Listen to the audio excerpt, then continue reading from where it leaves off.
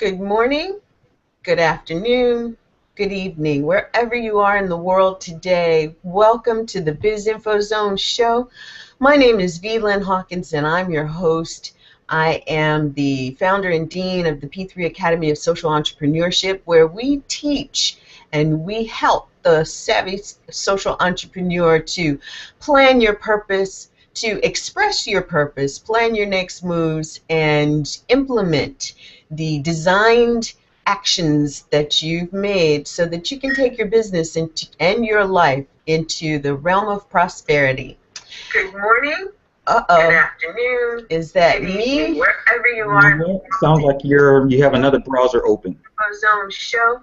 My name is Lynn Hawkins and I'm your host. Not open. I am the founder and dean I've had that happen to me before. Entrepreneurship. Is that me or? Yeah, that's you.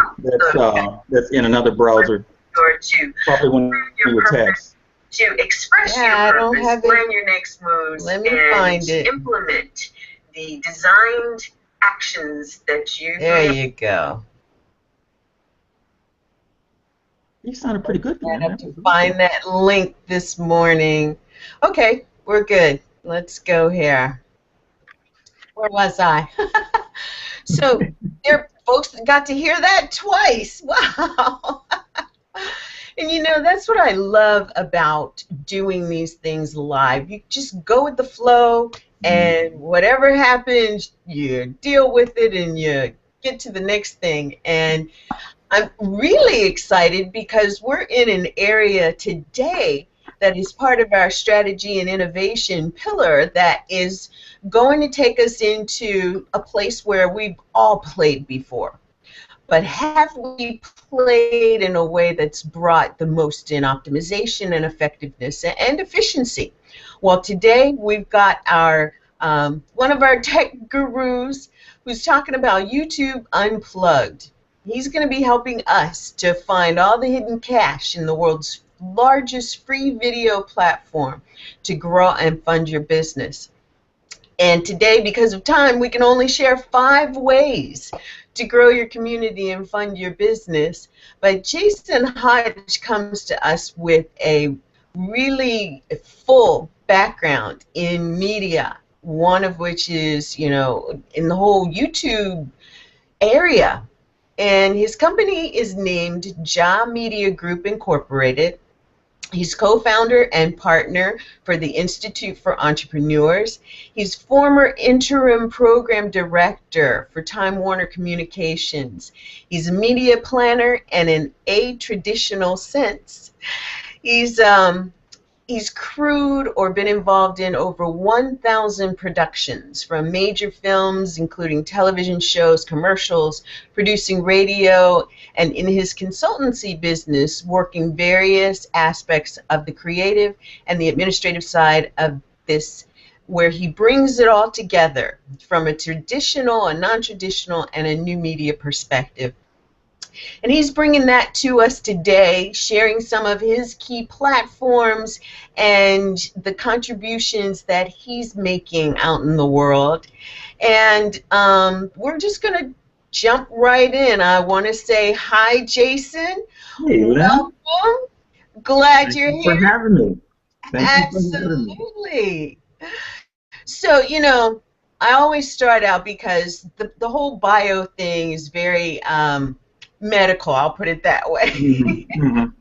Yet it doesn't really give the picture of what your journey was like getting to the place where you're doing so much for so many for-profit and non-profit organizations that's helping them to really stand out with their media presence. So tell us a little bit about your journey. How'd you get from there to here? Oh, wow. Okay. Well, for me, I kind of fell into pretty much everything that I do in life. I did not approach it from I went to school, learned how to do media, and then there it is, I ended up doing media. What ended up happening was I used to work for telecom, I used to work for the phone company. I got fired, and you know, what ended up happening was a series of, I would say, fortunate events that took place after that. I was in a car accident, and the company wanted me to come back to work, but I was in therapy. I'd taken the natural curve out of my neck, really severe whiplash.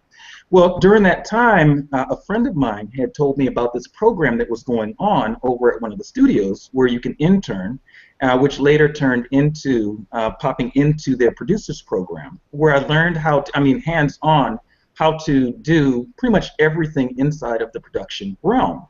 And so what ended up happening was I started working on local stuff, and then that graduated into working on stuff like with the NFL, ESPN, and things like that, just in a very floating capacity. I, was plugged into wherever they needed work. And so for me, it was one of those things that I could not have paid for. It was an education that to me I think still eclipses so much of what it is that I just see out there, because we didn't have time for theory. We had to make it work, because most of the things that we were doing, they were live productions. So it's like, okay, so what do you do when a glitch comes up? You make it work. You work around it. You do things. So I ended up doing that, moved into radio. I ended up taking a job at the company, which was Time Warner, and then got plugged into different departments there. I was, I think, in 3 or 4 departments while I was there, and including my internship and then producing my own pieces. And so, that led to the program directing. When my boss, she was program director, would go on vacation, she plugged me in, showed me how to work the system, and showed me how to use the programming application, or the programming, what's the word? Programming program, okay, that we used to use to schedule all of the shows. So I ended up building a lot of macros because I like shortcuts and I don't like to spend more time doing things that I have to do repetitively.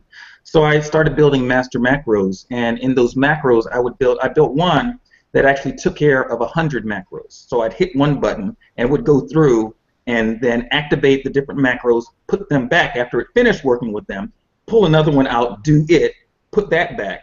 So I used to spend my time toiling doing things like that. And I ended up prior to that was doing their program lineup. So I was the cable caster. So I used to air the programs for 6 of the channels. And during that time, I started seeing that there was a pattern in the things that aired. The infomercials that I remember growing up to, we were still airing those, and they were still drawing in money.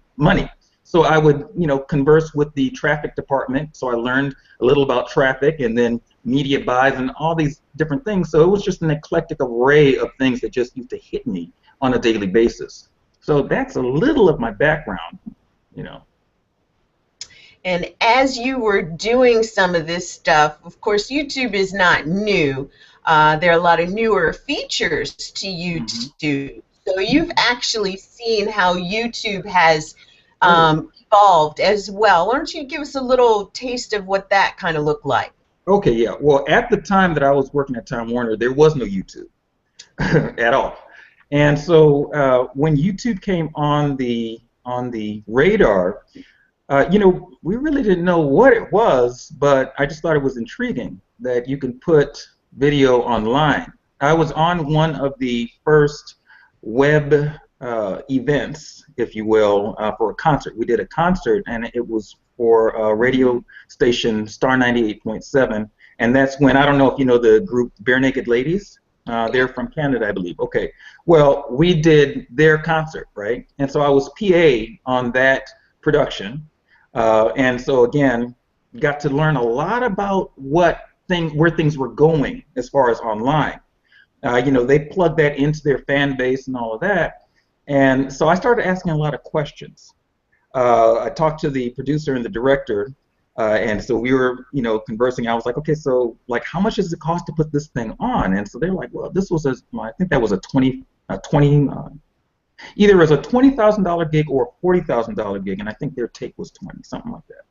And then I did the math, and I said, okay, I got paid $100 for this gig, and they're making like multiple 5 figures. I need to be on another side of this thing. And so when YouTube came onto the radar, I saw it as an opportunity to create not just a housing for videos, but a way to create networks and really transform the industry. And it has that ability. It still has that ability today. So, that was my jaunt into YouTube.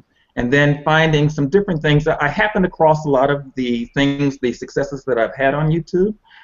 A few of my channels just skyrocketed. And what I found was that the information that I gleaned, or by osmosis, just by doing the work at Time Warner for that time I was there, it allowed me to see how to put together a lineup for a network, and the mix that goes together that make people just gravitate to it and want to stay when you get there. If you know much about radio and television and all of that, they want the eyes and the ears because that's how they get paid. So the more people that they can target and bring to their content, because really that's all it is, content. The more people they can bring to the content and keep in the content, the more dollars they get by their prospective advertisers. Right. So, yeah. So yeah. Yeah. So understanding that. Go ahead. I was going to say, a lot of people really think that YouTube is like this massive storage opportunity, Yeah. do a video, share it, store it, and people are just thinking that that's what it does. That's what YouTube is. But what you're saying is that YouTube is really a bigger opportunity. It is much, much bigger. A matter of fact, the opportunity is so big that if you have your mind on right when you approach your YouTube activities, you have the ability to create a network that can eclipse any network out there just by the right strategic moves. And see, the thing is that what I see a lot of folks doing when it comes to YouTube or their videos online is they look at it from the standpoint of creating the product, and the product is the video. And unless you have a back end that is connected into that product, your video, it may make you some money. You may sell some, affiliate products or even your own product or whatever. And that's one way of doing it, monetizing your video. However, you truncate its longevity, and that's really what you don't want to do. What you want to do is you want to look at the long play for that video. What is it actually going to do? Who does it connect with? And how do you re-engage that person over and over and over again? It's about understanding what they call the avatar, who that avatar is. How do you get into their minds and then continue to pour value into them so that they come back again and again and again? And if you do it right, they start bringing their friends. I had a client when they were looking at one of my channels, because I had sent them to the channel, and they just saw the numbers just growing. At that point, I was growing at around 200 to 250 new contacts every day, to the community. And it was on autopilot, literally. I mean, this was probably one of the laziest marketing things that I have ever done. And it changed my mind about how marketing should be done. You got to have that plan in place first, which a lot of times you look at things and it's like, wow, it's moving too slow. But if you say, no, I'm working that plan, because that plan, when I hit go on it, it's going to be like that domino effect. My assistant and I were looking at this. It was this domino competition, and I think there was like 1 million dominoes that they had set up. Now, it took them days to set them up, right? Mm-hmm. But in the matter of less than a minute, all of them were down doing all of their configurations. They were activating everything that they had planned for those dominoes to activate. So you have to understand, how large is your domino platform? What are you working with? Where do you ultimately want it to go? And how do you connect the dots from your end goal objective all the way back to your beginning? I love that. I love that. And I'm looking at my notes here. You're saying that the first of the 5 key areas or key strategies to grow and fund your business or your organization using YouTube is actually to create a platform and not just think about the video product. Got to create a platform. YouTube is bigger than that because of what you were talking about, having the longevity Yes. of the video, having it actually flow into the next thing and the next thing and the next thing. And Absolutely. I know that you can do that a couple of ways. One, building in that next thing into each of the videos, Hmm. but tell us another way that that can happen. Okay. I think everybody's familiar with, you can now have multiple channels that Hmm. one person manages. At first, you couldn't. So Hmm. people really were building this kind of strategy that you're talking about in the way of playlists. Hmm. And I know that, for me, with my limited knowledge, I've kind of tried to think like that, but it was before you could even do something with a video that had you to take somebody out to something via a link. And so Right. getting into that is kind of like, okay, now I got to think about doing that piece too, which is Hmm. something I think that more new YouTube users know about and take Hmm. advantage of.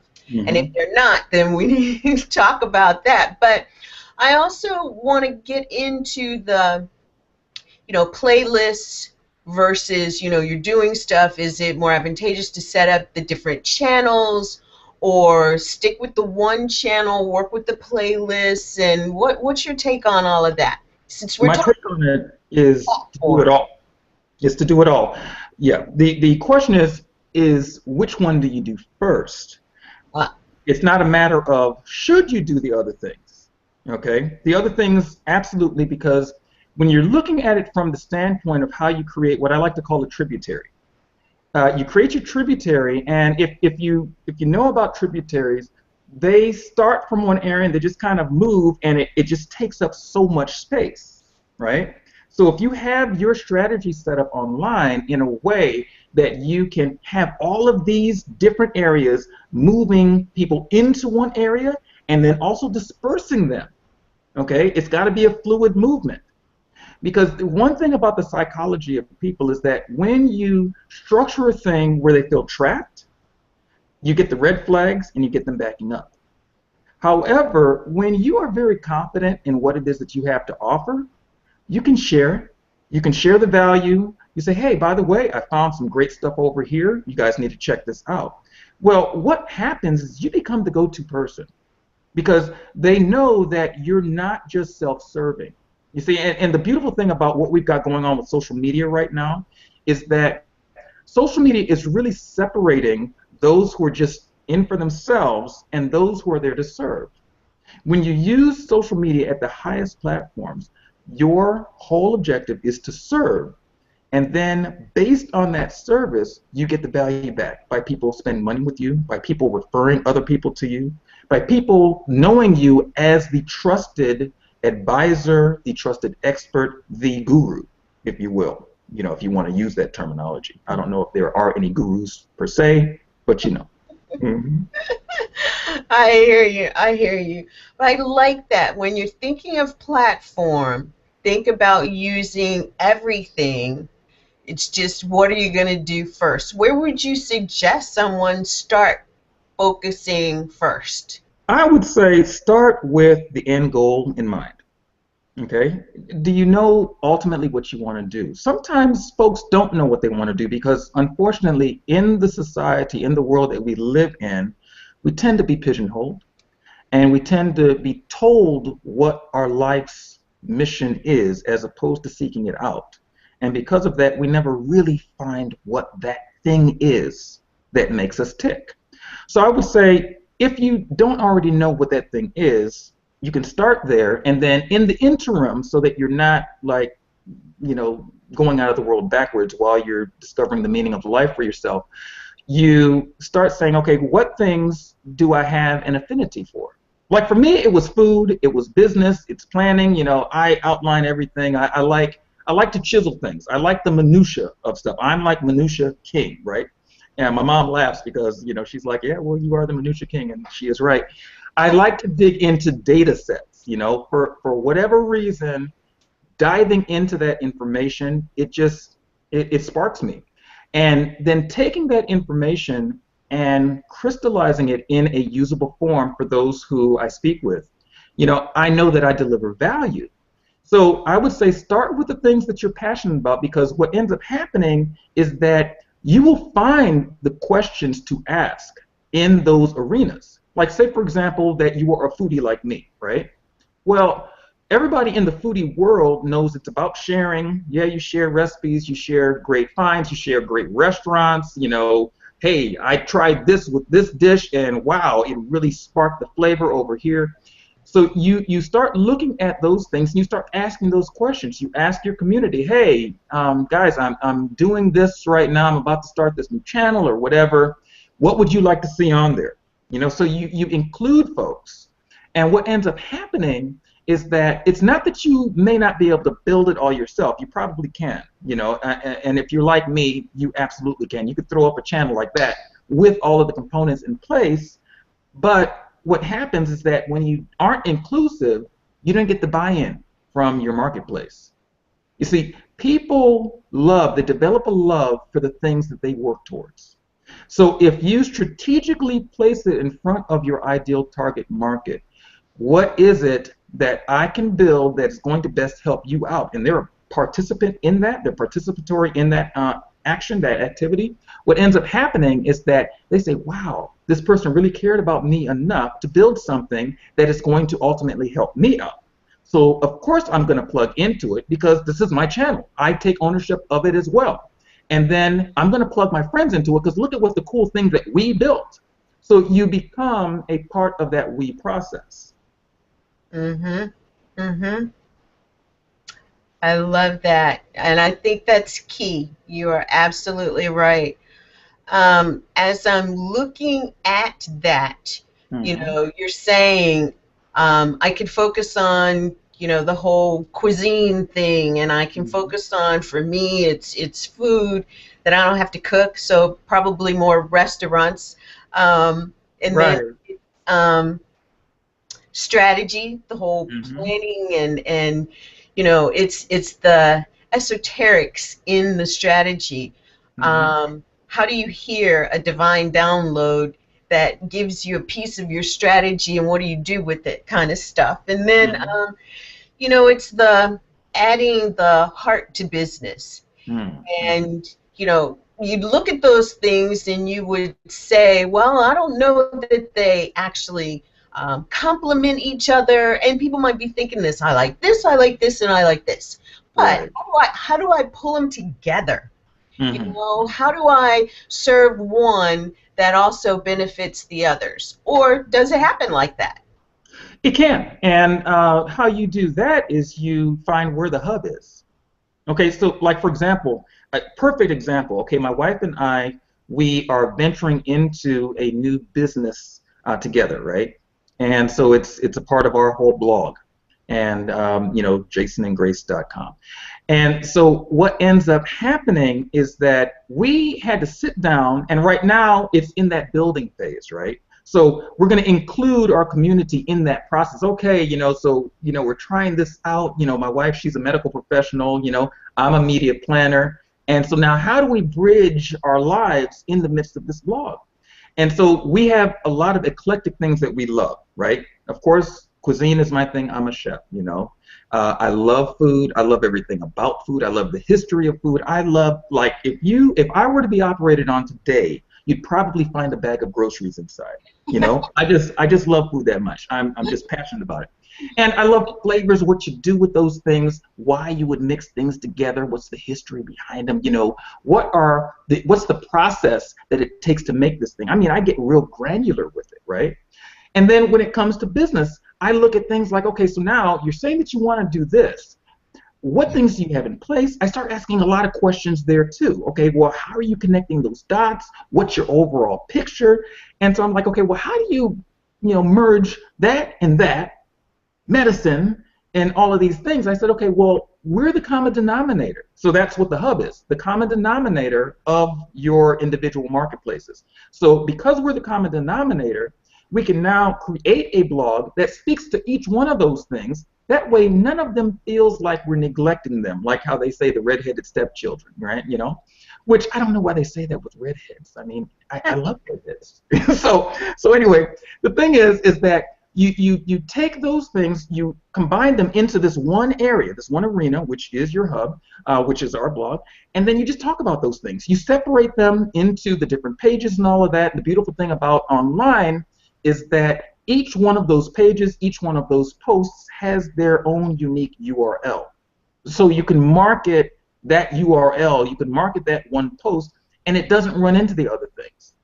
So you may find that that page or that post comes up in the Google search as, oh, okay, the best, recipes for vegetarians or vegans. And then right next to that post is another post that says, popular mechanics, my best reviews. Okay, well, those aren't going to find, you're not going to find those in the same search because they're going to be indexed differently. So you don't have to worry about, okay, well, if I do this, then what's Google going to know me for? How are people going to know me? Because you're not marketing those things to the people who aren't interested in them. That's the beautiful thing about search marketing.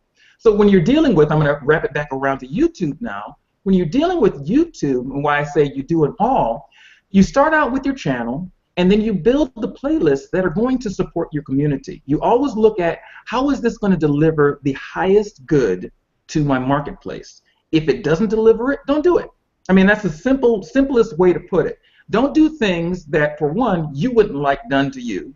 So if you are selling, there is a way to sell 24/7, 365, but it's a process of it. The process is that you deliver a lot of value to make the person want to seek you out. Okay, well, who is this person? I mean, wow, they just gave such clear, concise information, very transparent. They just moved I feel like I just got a college degree education by listening to them for the last half hour. And so now they want to find you. Have you ever noticed that anything that you want to find online, you search for it? Nobody has to tell you, hey, you need to go over here. If you're hungry, you're going to go to find food. It's just as simple as that. So if we understand that all we have to do is cater to the basic needs and advance in those need sets, and say, okay, I've got this here for you. Hey, I've got this other thing here to support you as well. Hey, I've got this thing to support you as well. Well, before you know it, you are the trusted advisor. At the point that you say, hey, I've got this thing for sale, why would they go anywhere else? You've been supporting them all along. Now you're family. Okay. I like that thinking, which brings me to, YouTube is probably one of the only places, and I'm speaking for myself, that I don't know how you captured them to establish a list, other than your subscribers. But, can you email subscribers? No, you would just have to produce another video to reach your subscribers, correct? Yes, and also inside of your video, if you let them know, hey, if you want more information, just contact me. Reach out to me. You give them a way to do it. Whether it's a phone number or a link. If you say, hey, there's a link below in the descriptions, where they're going to start looking for that description. If you happen to have your YouTube video embedded, or any other videos for that matter, right? It's all the same thing, YouTube, Vimeo, Vidler, whatever. If you have those videos embedded some other places, you make sure that you have a link, or you tell them inside of the video, and that way wherever it goes, you know that you can go here to find this person. And then it gets down to, again, if you delivered the value that that person is looking for in your marketplace, they will jump over broken glass to get to you, because they already know they've got what I need. Why would I go anywhere else? And if they're going to give this to me so freely, what in the world do they have behind the pay door? If they can just spit this stuff out as they're just talking, what will they do if I actually ask them a specific question? How much more value can I get out of that? I could probably get my answers and truncate 10 years of my learning curve right then and there by asking them a simple question: how do I get in front of them? Funny enough, there was a call that I was on yesterday, and one of the presenter on that call was actually somebody who changed my trajectory in the online world. Marketing got me into blogging and all of that. He didn't even know it. But he was on the call, and I was so moved by it because, there's a whole other story behind that. He caught me at the time when I was literally you know, just on this side of death, right? And so when I saw his video, it was something about what he said that resonated with me on such a deep level that I immediately went online to search for this guy. Didn't find him. I ran across a blog, which ended up getting me into blogging. Just kind of funny how things flow together. Yeah. And then here it is, almost 2 years later, he's on a call. You know, we're friends on Facebook now, but here it is, he's on a call, and I'm like, wow, that's that voice again. And he was saying the same things that just were touching me to my core. Those are the type of people who don't really have to do much to market themselves and advertise. Yeah, you do the strategic things. You make yourself available, but you focus on how do I serve my marketplace, and your marketplace will serve you. I like that. I think, you know, with the 5 areas to grow your business, we've talked about creating a platform. You know, your YouTube videos are more than just a product. Think about them in that way and develop them that way. And then the second thing was develop your targeted list. And you do that through how the video kind of moves people to the next thing. Right. Oh, and let me interject this real quick, Lynn, because I don't want to be a bonehead about this, right? You do want to make sure that you have a way. Don't have your people jump over glass to get to you. I'm just saying that when you hit them at that stage, they will do that. But make it easy for them. So you give them a link, you tell them, hey, you want more information, pop on over, check me out on my blog, you know, join my mailing list. Let them know. Give them a call to action. Tell them what to do. Instead of just saying, wow, that was a great video, and they move on. Tell them, okay, you think this was a great video, here's what your next step is. Click this link, visit this URL, call this number, whatever it is, give them that call to action. Tell them what to do. Love it. Love it. And so now let me ask you, because you really set this up as a great segue to my next question. This third thing was around, you know, now that you've got them in there, now that they're listening to you, now that you've made that, you know, 7 to 12 to however many touches, that they feel like they know you, they really feel like they're a part of the family. What do you do that's the asking for the money? Well, you ask for the money all along the way. That's my opinion. And you do that by always giving them a way to make their lives easier. Okay, great example. I was in, well, I still am, but I was in a community, right, of folks, other marketers, and there are tools that I use because, again, like I told you at the very onset of this this hangout here, I am extremely, I'm actively seeking out a way to be as lazy as humanly possible in everything that I do. And so I will go and vet tools, try them out, you know, do different things with them to see, okay. But you can't use a tool without understanding the dynamics of what you're doing. You know, you have to combine your mechanical things with the dynamic things that you do, you know, mechanics, dynamics, in order to get the results. So I had folks who were in the same community. I let them know, okay, well, I use these tools and this, that, and the other. They went out and immediately got the tools, but they forgot to understand what their whole story was prior to activating the tools. So they went, did the things that are like, wow, you know, I got like 30 new people over the month, you know, and I'm thinking like, okay. And the issue was there was no soul to what they were doing. Their heart wasn't in it. They were looking at a way to extract from their audience as opposed to a way to use the tools in order to expand their reach to get more of the good stuff out to their marketplace. Right. They were going from a place of take as opposed to how can I give more to more people? Right, right, right. Feeling about that, people pick that up. 95% of our communication is nonverbal. And folks don't tend to realize that when you type, look, I don't even cook in the kitchen when I have a bad attitude because it's going to mess up my food. And to me, my food is sacred. You know, I really love my food that much. And I'm like, you know what? probably just let's open up the fridge and just heat something up that's in there already, because I'm not in that space to really put my hands into my food right now. And so you have to think about that. Your energy transfers over to everything that you do. So when you're talking, when you're writing, all of that stuff is transferred. You may pick a combination of words when you have the wrong mindset or a mindset that isn't in service, and people are going to pick that up. They're going to say, okay, I don't know what it is, but this isn't hitting me right. I'm not going to take the action that they're saying to take. Because up here wasn't together. And here, you know, if you can see my heart, and here wasn't together. Yeah. So what ends up happening is that the people pick that up, and then you repel them instead of drawing them in. When I built and build the channels that I built, I go from a place of how can I deliver the most amount of value so that they don't have to go anywhere else.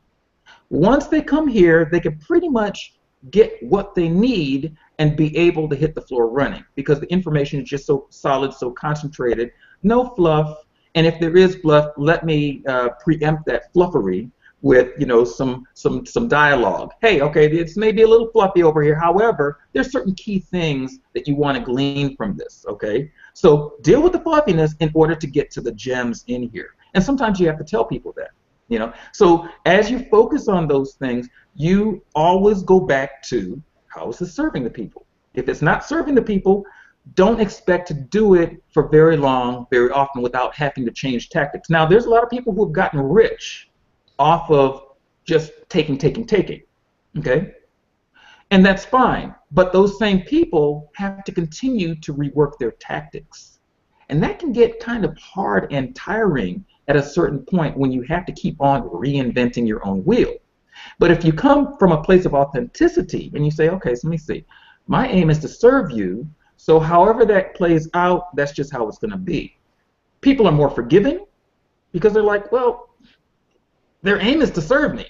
How can I get angry at that, even when they botch it? Because they know your heart is in the right place. So they wink at the things, the mistakes, the faux pas, right? When you are there to take, then you find people who, one little glitch, they're on you. Because, well, you took from me, I'm going to take from you now. So, you know, you didn't have this thing to me in time. What are you doing? I want a refund, blah, blah, blah, blah, blah, blah. Because your attitude was take. How do I take from you? How do I take more from my list? You know, not how do I give? How do I replenish? How do I put you in a position that what I have delivered to you is going to ultimately help you, so it's going to give you overage, and now you could spend from that overage, and you can get more stuff that I have that is going to increase you again. Again, it still comes on cycling back to service. Are you serving? If businesses would get this, they'd have less attrition. They wouldn't have people quitting. They'd have people, no matter what they're paying them, saying, I just love it here. I don't ever want to leave. And then that responsible business owner will say, okay, how do I educate my people so they can bring more value to their world? They can accomplish their heart's desire, their dreams, and things like that, which will make the working environment even that much richer. They won't leave. They will be able to create their own economies outside of your job, but they're in your job because that loyalty that you built with them, they're like, you know what, I get so much from here. They may not pay me, you know, the king's ransom. However, what they are paying me in the things that I learned, the things that I'm learning to implement, all of those things, I am able to develop, and I am developing other alternate streams of income. This becomes just yet another one where it's a learning ground. So I'm getting paid to learn. You know, so you put them in that position. Cool. I lost my next question. No worries. You know what? I think you were. Go ahead. Yeah, we were talking about asking for the money, and I can totally see how your call to action can take someone to the next place. And it doesn't actually, your call to action can be an ask for the money, but it can also be an ask to go to the next place where they will find that opportunity that the money is going to get asked for. Let me give you an alternate method also. Okay. Lynn. You're going to love this one. Okay. You are going to love this one. All right. Okay, so the alternate method is this. Stop looking at your list as your cash cow. I mean, when you're doing this YouTube strategy, okay, let me preface it with that. When you're doing this YouTube strategy, you don't look at your list as your cash cow. You look at your potential sponsors as your cash cow.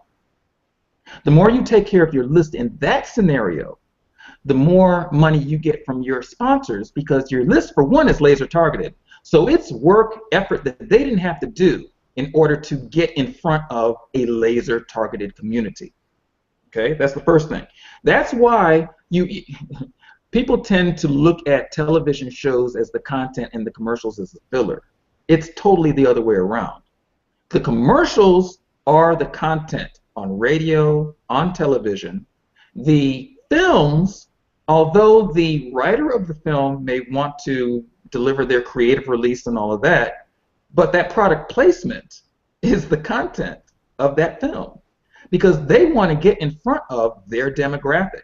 They look at demographics, psychographics, geographics, cytographics. All of those things come into play when a sponsor goes for either giving you money or the amount of money that they give you. If you can knock out all of those things to where it's like, okay, this is so laser targeted, it's like almost surgical, this is a no-brainer. You make it a no-brainer for them to want to give you money to get in front of your people. And then you get to curate who you allow in front of your people. You know, look at CBS. Okay, this is totally random, but it still applies. CBS, okay, you and I both know they made a move that cost them what was 1.5 or $2 billion in immediate revenues. 1.2. 1.2, and that was they removed smoking cigarettes, tobacco products from their establishment. But they knew that even though they were going to take a hit by their making that move, and they understood their marketplace, it was going to accrue to what, more than a $2 billion revenue increase? Yes. That's the power of knowing who you're dealing with. Yeah. So when you focus your channel, which is why you should really understand beyond keyword research, okay, long tail, short tail, whatever, beyond that, you want to understand the mindset of your person. And so how do you do that? Of course, we're going to talk about that in the workshop that's coming up. I'm so excited about that. We're going to talk about that. We're going to really dive in. And I'm going to totally, look, you think I'm geeking out right now? I'm going to totally geek out in the middle of Lynn's workshop, okay? Totally. Okay, so little segue there. But when you really understand who that person is, okay, that person, not those people, that person, because you're marketing to one person. When you understand who that person is, what their wants, their desires, their dreams are, where do they travel when they're online? What type of things do they buy? What languaging is around what it is that causes them to move to action in any given way? And then how do you craft your languaging, your environment, your space to make them feel right at home, for them to feel comfortable spending money with you or with your sponsorship? How do you set up a structure in which they feel totally supported so that when that sponsor gets in front of them, you are the trusted advisors who says, you know what, this sponsor, it's a good move right here. Mm-hmm. And then they also know that any sponsor who were to come to you that does not really have their best interest at heart, or would end up putting them in a deficit, that you wouldn't allow it in your space. You see, so you have a responsibility there even in who you allow to be a sponsor or an endorser of what you do. Right, right. And thus allowing you the opportunity to set up what it is that you're doing to be like the revolving door to bring cash in 24/7, 365. Ergo the planning. Yeah, okay. Yes. Okay. That is why I absolutely love what I do as a media planner, because I'm not a media planner like you read in my bio thing there. I'm an atypical media planner because I'm not looking at it from the standpoint of, okay, the media buys and things like that, although that does come into play. The retargeting and remarketing, yes, that does come into play, but those are the mechanics again. I'm a media planner from the dynamics. Where ultimately do you want to be? you know, and let's talk about all of the media, all of the content, all of the marketing creatives, all of the pieces that have to come together in order to connect the dots from where you are now all the way to your end goal objective. What are the details necessary, and how do those details need to be choreographed and played out? You know, those are the type of questions that if we took our time to answer, and it's a tedious process, okay? I'm not going to lie to you that you say, oh yeah, you do this, you spit this out, and there you go. Yeah, you can make some quick cash, but my whole thing is longevity. You know, one thing inside of different cultures outside of this country is instead of planning the 3 to 5 year goals, they plan into the tens and hundreds and beyond. You know, what is what I'm doing right now? How is it going to affect not only the rest of my life, but the life of generations to come? Yes. And if it is going to put them at a deficit, I won't do the action now. Okay, talk about the butterfly effect, you know, exponential. Okay, so those are the type of things that you really do if you're going to do your job. You really want to dissect. And what it does is it circumvents all of the analytical data that you can go with in order to isolate what's going on in the person's mind to where you're being more manipulative in your marketing. It gets down to, no, I'm not trying to manipulate. I just want to understand so I can give you the best of what it is that you deserve. Mm-hmm. And I love the whole concept of the legacy strategy.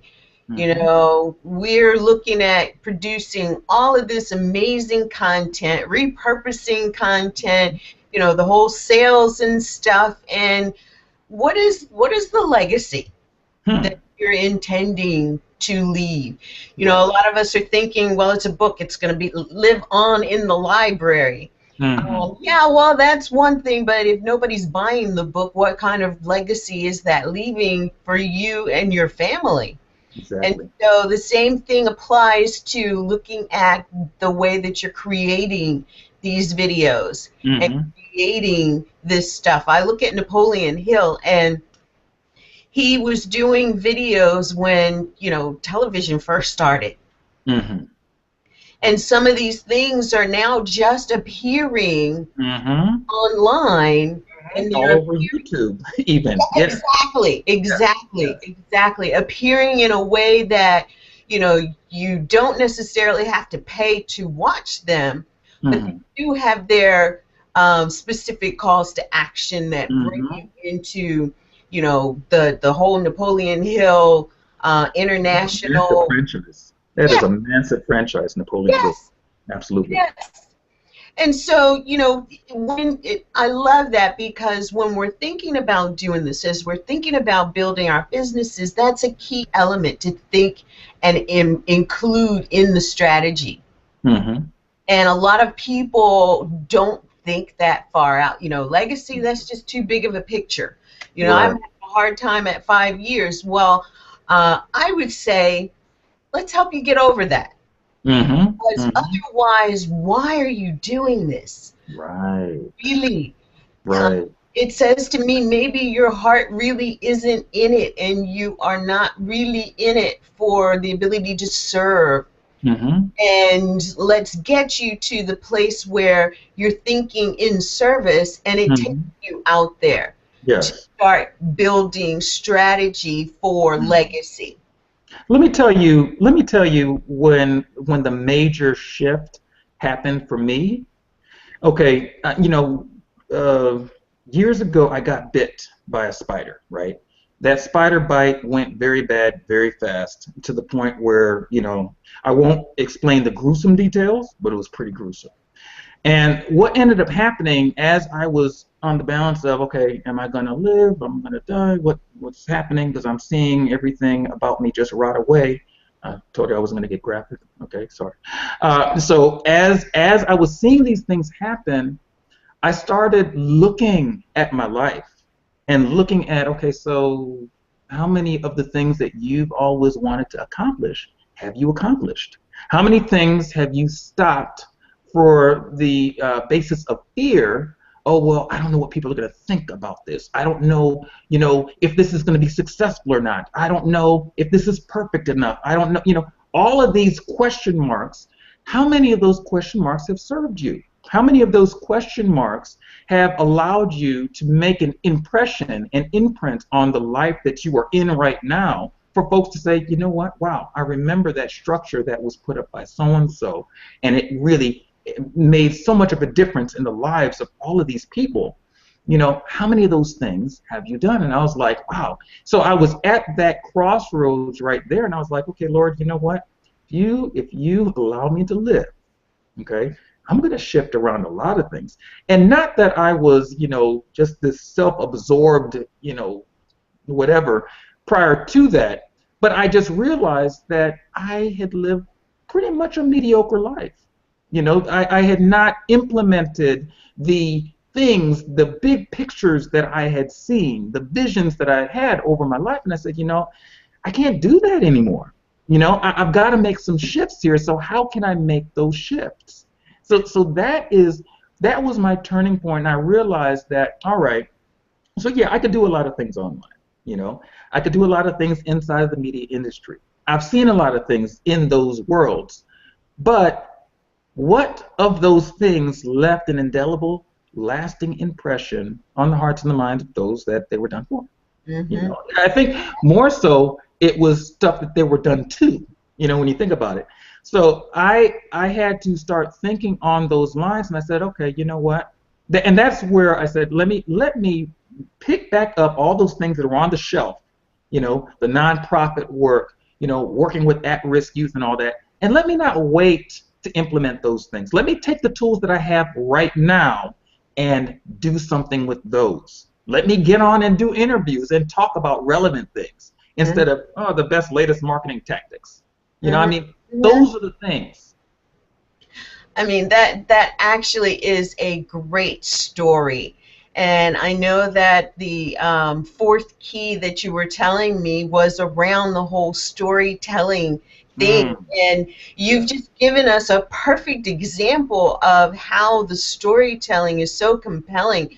I mean, you know, bit by a spider, almost died, and gruesome. I mean, you don't need more than that to know that, you know, that is a part of your story. That is a part of what motivates you and helps you to be so passionate about doing what you're doing. And I just have to say thank you, Jason, because the whole concept around YouTube and what we can do with YouTube is only one thing, because when you think about sharing your passion, when you think about sharing your story, when you think about sharing the information that can help others to build their businesses, we have so much opportunity. And to do it with the mindset of how can I do it best, thinking legacy, and helping others to come into the realm of legacy. You know, that just really gets me, because I'm big on that. I had, you know, my son passed away a couple of years ago, and one of the projects that I'm very involved in, it's very much at the forefront of what I'm doing, is had been given to me prior to his death, and I was doing that whole, I'll get to it. I'm scared of it. You know, I don't know. And you know, after that, it was like, why?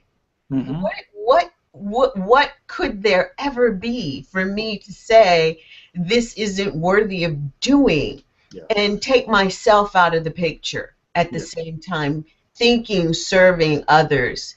And I'm looking at the clock. I want to make sure that we get to the fifth key, which is the 6 C's. Can you run through those real quickly? Because I know that we're going to touch on those in the masterclass that we've got coming up in March. And I want everybody to know about that before we're out of here. So the 6 C's, what are the 6 C's? Okay, the first C is to conceive. There's actually 7 of them. And funny enough, I don't have my cue cards in front of me, so I'm going to go from my memory, you know. Okay. Pray for memory, everybody. Pray that my memory is good.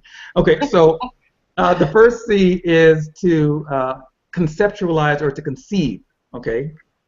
You have to conceive something, because that is when it goes into the incubation stage, okay? You have to internalize it, All right.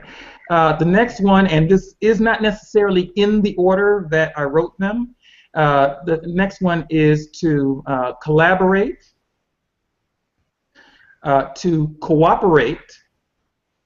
Let's see, collaborate, cooperate, corroborate. I like that one. There's a story behind it. Okay, yeah. Yes. There's the contemplate. Uh, Communicate in there. Communicate. Yes. Thank you. There you go. Uh, and What there's about one more. Huh? what about create? No, that's not. They're all codes. They're Oh, all codes. okay. Create falls into the subtext of those ones. But I Okay. tell you what, when you make it to the workshop, you'll have that seventh one, and it's a All right. call to action. Was that a call to action there? That Get to was a call to action. All right. So, Jason, thank you so much. I love this whole YouTube conversation, and to know that there is so much more that we are going to be bringing our audience. I Yes. want to let our audience know that March 26th and 27th, we are going to have a Heart Ventures Connect course. Mm-hmm. It's actually Heart Ventures. Let me just pull it up so I've got it. It's a 2.5-day masterclass. Fulfilling Your Potential Masterclasses is a Heart Ventures endeavor. The first masterclass is the Connect Masterclass. It's going to be 2.5 days, March 26th and 27th, and a half day on April 17th. And on that half day, we're going to have a huge panel discussion around speaking and interviewing and being interviewed on radio, web TV, live TV, YouTube, doing your own YouTube videos, how you can interview others and others can interview you. However, let me just start at the beginning because this is going to be amazing. With Connect, we're going to be talking about how you connect with your people, what you do when you do get connected, what happens then. Where can you connect with your people? We're going to be talking about a lot of social media opportunities, adding value through Google Hangouts on Air. We're going to talk about branding as it relates to this, YouTube, Blog Talk Radio, Skype. We're going to be talking about how you how do you continue the communications, and how does that continued communication kind of need to be part of your traffic strategy.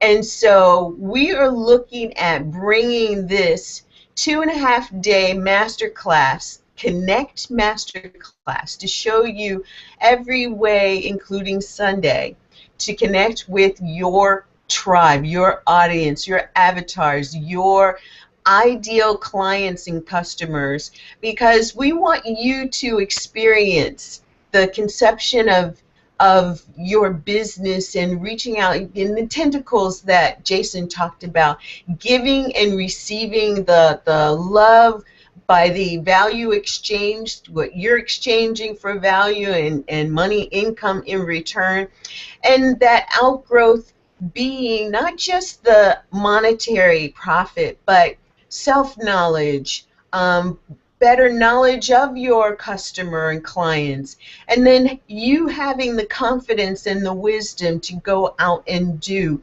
even more. Because what we want to make sure that you have and you walk away with from this Connect Masterclass is what we believe is going to be one of the real turning points for the next 4, 5, 10 years of your business. If you have not taken the opportunity to write out your vision for your business that goes 3 years, 5 years, 10 years, I highly recommend doing that, because until you have that in your mind, what we're going to be sharing in this masterclass is only going to make you feel like, oh, I have to do another thing. With understanding that growing business happens as a process, we're going to take you through that, letting you learn, helping you to learn about the wisdom and the story and your heart virtue and emotional intelligence that leads you into the authentic product creation, and how you can build those products so that they actually funnel into your vortex, your traffic and sales vortex, as well as your business vortex. Once you've got somebody's attention, what do you do with them next? And we're going to help you to build all of that. We're going to show you how to brand across platforms so that you not only don't lose anything, but you enhance everything.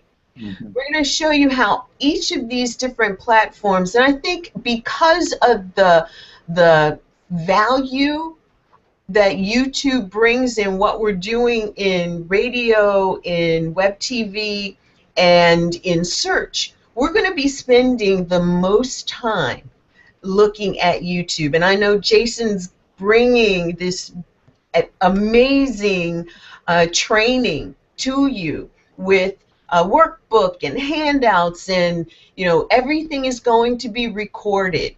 Mm-hmm. And you'll be able to do a Q&A to really get on the table the questions that you have, which we're expecting there won't be a lot of questions because Jason is so thorough in everything that he puts out there like that. So we're looking at bringing you something that's just going to do more than blow your socks off. And I'm not trying to blow, hot air anywhere. I'm talking ground level truth. If you have been a part of trainings that have brought you some things, they've been one-off, we're focusing on one principle, and that is, how can I connect with those who want to connect with me? And when I connect with them, how do I keep them coming back? Mm-hmm. And with that, I just want to say we have prepared something amazing for you, and we're going to be sending out information. Make sure that you put a comment in here on the event page in the comment section that you'd like more information, and we'll be sending it out over the next couple of weeks. So thank you for joining us today. Thank you, Jason, for coming in and just blowing it out with YouTube Unplugged. Well, Lynn, I had an awesome time. Thank you for inviting me. Had an awesome time. Great. So tell our audience one thing that you want to leave with them. One word, one phrase, one sentence. Let them have it. Okay. One thought. We might be here till tomorrow. Yeah, no, really. Okay, I'll say two quick things.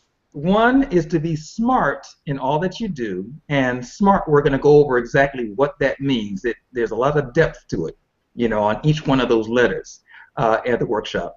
And also is you want to make sure that you've got your environment, your relevance, your reach, your engagement, and your monetization well thought out. We'll be going over that in the workshop as well. All right. Beautiful. Thank you, my friend. This has just been amazing. To our audience, thank you for joining us today. Whether you've been here with us live or you're watching on the replay, make sure that you let us know that you're interested in the master class. We want to connect you to your customers, your ideal clients, and have them to connect with you and do it with ease, flawlessly. And that's what this is about. So thanks again for joining us. We'll see you right here next week. Appreciate you coming in, and we'll see you soon. Bye for now.